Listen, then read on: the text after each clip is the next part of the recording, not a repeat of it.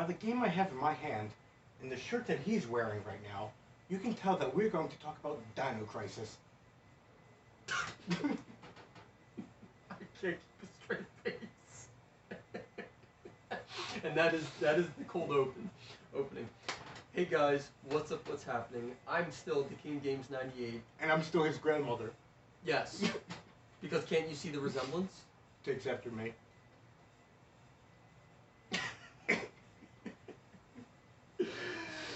But now, as you can see, I'm joined by Kevin, my best friend, because a few minutes ago, we just finished playing and beating Jurassic Park The Telltale Game on Also Xbox known 360. as Jurassic Park.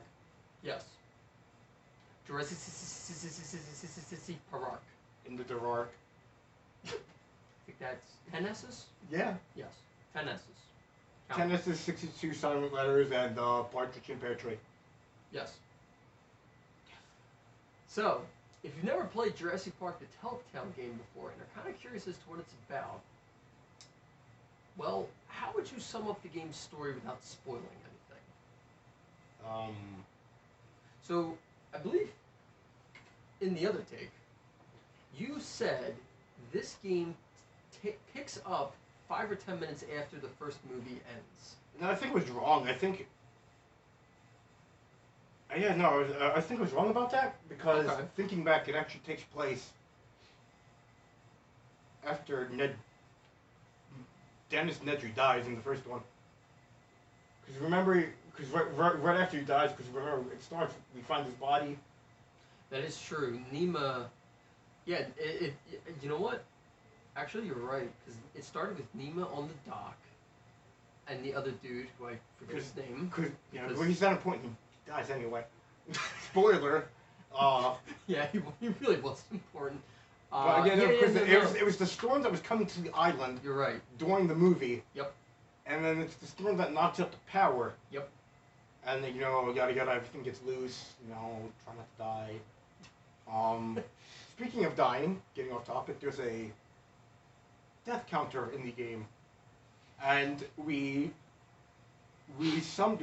totaled up all the deaths, and we died 66 times.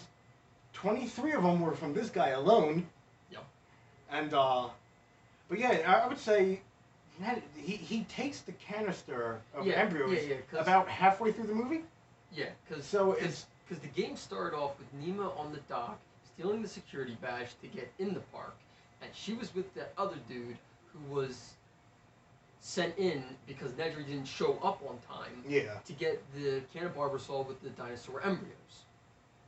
Yes. That's basically how the game starts, and from there, basically, you meet up with other characters. They're new, which I liked. Yeah. Jerry Harding, his daughter Jess, Billy Yoder, Oscar, Dr. Laura Sorkin. And basically from there, you just gotta survive and get off the island. I don't know. 66 deaths later. Yes. But I don't really know what else to say for the story other than that. Yeah.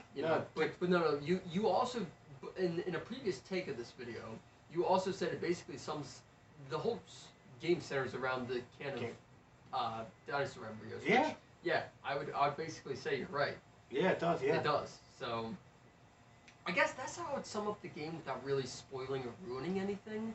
So for the remainder of this video game review, we're going to be talking about our thoughts, feelings, and opinions about this game.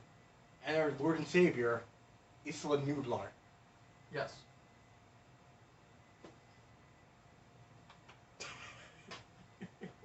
So, what would you like to talk about first about the game?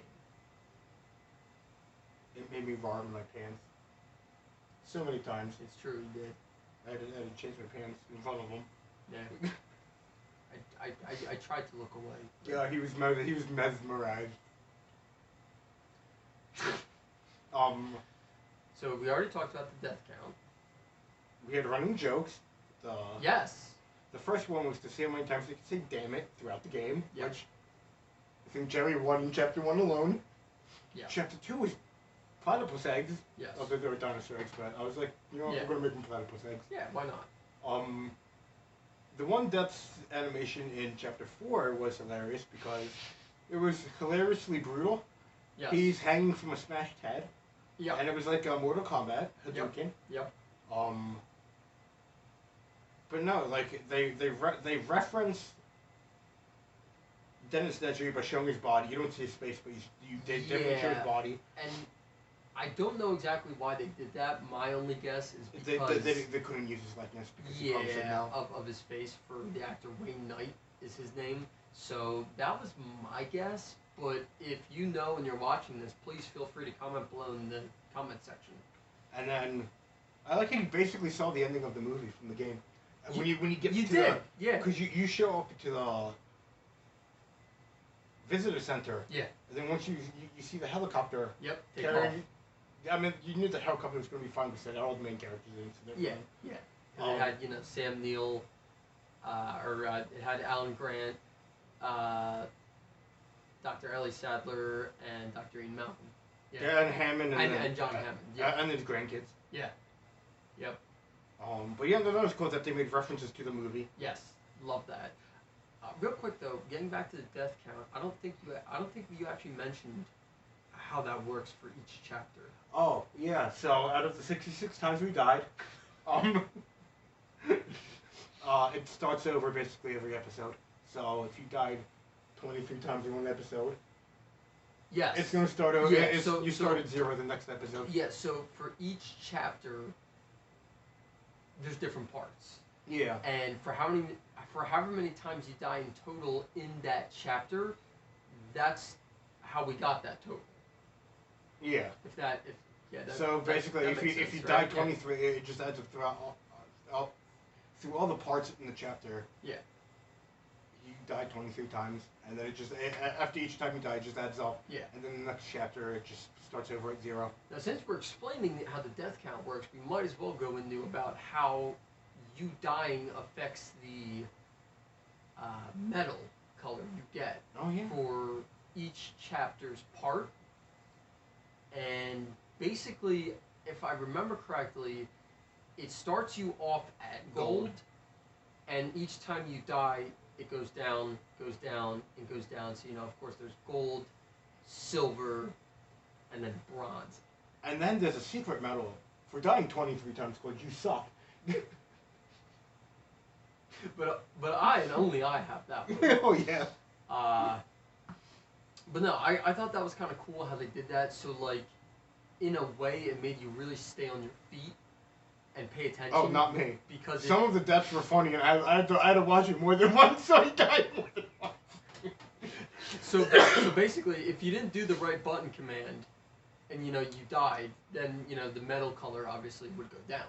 Or you have to purposely die for science to see how funny the animation was. I'm not gonna lie with you. I'm not gonna lie. Some of them were pretty funny. Yeah, so some of them were just ridiculous. Yeah. Some of them were actually pretty cool. Like the cargo death hanging by the squished end scene. Oh yeah. So all right, let's talk a little bit more in depth now about the game. The game came out in 2011 and was on both PlayStation 3, Xbox 360, and I think PC 2. Now, if you want to get a physical copy today in 2022, it's going to be a little tricky because the Xbox 360 and PlayStation 3 versions, it was kind of weird how they went about it. So, as you can see, we have a physical disc copy for the Xbox 360 version. That's because they put out a physical disc on Xbox 360, but on the PlayStation 3 version, it was a digital download only game. So, I don't know if you can actually still get it on PlayStation 3. Hey, if you know, please feel free. Let us know down below in the comment section. But the physical disc copy on Xbox 360, it's about a $35 game. So if you want to buy a physical disc copy on Xbox 360, it's going to run you between $30 to maybe $35 tops. In case you wanted to know how much, if you wanted to buy one, I personally wouldn't pay any more than that. Because, if I'm being honest here, it is a pretty short game. Yeah. Not that that's a bad thing, but as far as video games go, and even Telltale games, it seemed really short. I think Wolf Among Us is longer than this. Oh, Wolf Among Us is definitely longer. Yeah, which I'm glad you brought that up. That was actually the first Telltale game I think we both ever played. Yeah. Right? Yeah. I got it and I showed it to him and we both loved it.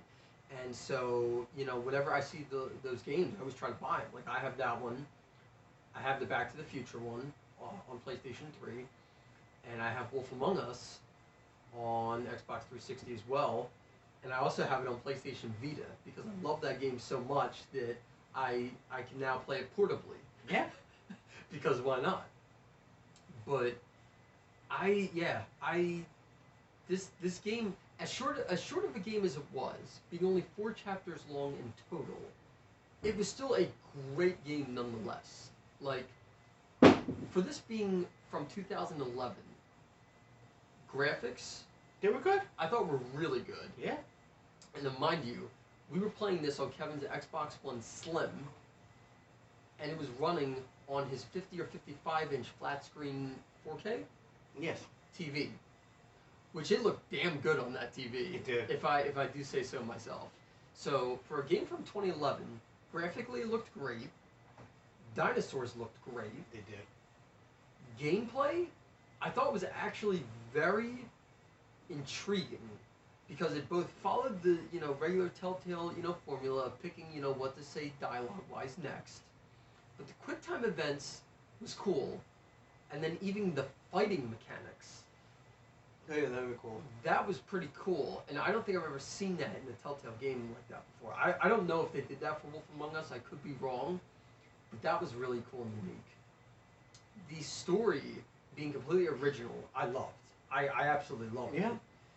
The original characters they used in the game, I loved. I could totally see them being real characters In the movie. in the movie, in the world. They just fit so well. I can't say a single bad thing about this game. You just did. You said a single bad thing about this game. Damn it, you're right, I did. And add that to the damage count. Oh, you said it. Yeah, I forget the damage count. But this was just overall a great game.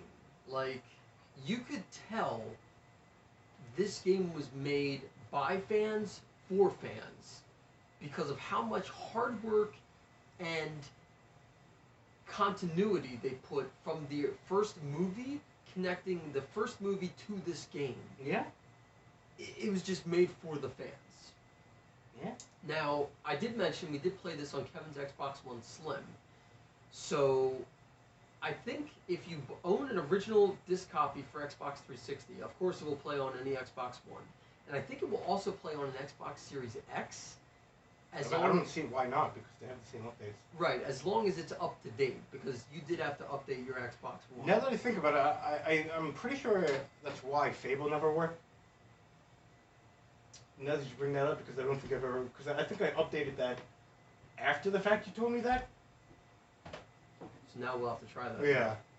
But yeah, no, and I really, not to kind of get off topic here with Microsoft and Xbox, but I really like how they've been doing the backwards compatibility with sending out updates and making games, playable on the Xbox One and Series X. But do you have anything else to add or that I'm forgetting? Yes, the dinosaurs in this game, they sure as hell are not like Barney. No. No. They're not. Oh, and you know what? I didn't mention, so, frog DNA. Oh, yeah. At one point in the game, while he was playing, because this is only a single-player game, but we took turns, and he paused and stopped playing it to ask me if you can look up if frogs can reproduce by themselves. I think they said, because they said the dinosaurs, they use mostly frog DNA, and they were laying eggs, but they're all female. They're all female. So right. I was like, see if they can switch the gender, and some species of frogs can actually reverse the gender to adapt.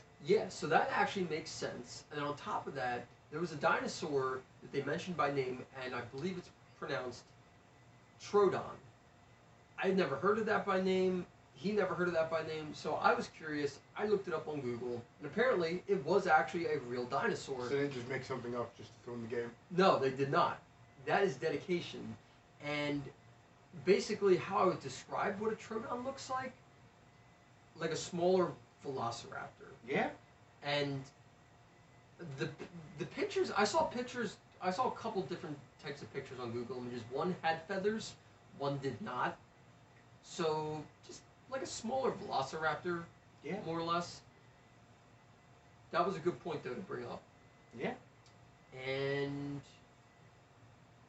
anything else you want to add? Well, said they weren't like Barney. No. Yeah, no, Diamond Crisis was a great game. Yeah. no, this was a great game. Jurassic Park was No, a great game. I absolutely loved it. I thought I would show my books in this because, well, I don't think I've ever showed them in a video before, and I figured, you know, why not, since we're talking about Jurassic Park. Right? Now, funny thing is, have you ever read any of the books? I have not yet. And you see, I never have either, and I own them. But, freshman year of high school, I actually did start to read this in Mrs. Spaulding's Alright. English class. I did start to read the first Jurassic Park book, but I didn't finish it. And when I say I didn't finish it, I don't even think I got through the, what do they call it, before, yeah, I didn't even make it past the introduction. Damn, dude. And I'm ashamed to admit that, but that is honestly what happened. It was the writing, I think, was so, Alright, I'm done. now keep in mind, you know, this was freshman year of high school, so we were 14? 14? Sounds about right. 13, 14 years old. So I was really trying to read this, but the writing and pacing was so slow, I was actually getting bored. So he just said he couldn't get past the introduction, so he couldn't get past the word "the." I know it was a very big word for him back then. His vocabulary couldn't get past. It was mostly built up of two-letter words. It is high. Don't get him started on contractions like there like that. That was too big. That was too much for his freshman brain back then. They're the bane of my existence. Exactly. No, but I really did try to read this my freshman year of high school, and I seriously just couldn't get past it. So now being an adult and being 24, I think if I tried to read this again, I think I would probably have a better time You reading get past it. the second page of the introduction. Oh my God, you're just not gonna let that go, are you? But no, I really would like to give this another go reading it because I know how good Michael Crichton's books and writing in general are. Your introduction sucks. No, I'm just kidding. So, without further ado, as if you couldn't tell, our rating is a perfect 10 out of 10 for Jurassic Park The Telltale Game, and I would say mine would be a 65 million out of 10. that's more accurate. 65 million out of 10. Yeah. Guys, if you're a fan of Jurassic Park and haven't played this game, this is a must-play. You gotta play this. It's great. You know, it's easily one of the best Jurassic Park video games I've ever played. It's better than Diamond Crisis. Liar.